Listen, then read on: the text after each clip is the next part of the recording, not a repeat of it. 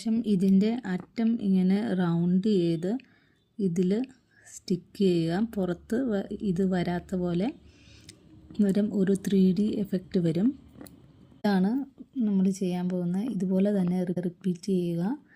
ഇത് നമ്മൾ ഇച്ചിരി താഴെ ശക്തിയിൽ താഴത്തോട്ട് പ്രസ് ചെയ്യണം.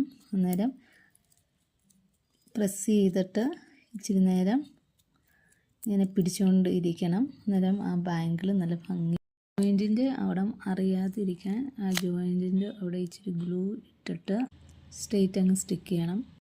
വേറെ ഒരു സ്റ്റോൺ ചെയിനിൻ്റെ ബ്രേസ്ലെറ്റാണ്. ഇതിൻ്റെ സൈഡിൽ ഈ ഗോൾഡന് 2 സൈഡിലേയും കട്ട് ചെയ്ത് കളയുക. സ്റ്റോൺ ചെയിൻ വാങ്ങിച്ചിട്ട് ഇത് പ്ലാസ്റ്റിക് കോട്ടിങ് താഴെയുള്ള സ്റ്റോൺ ചെയിനാണ്.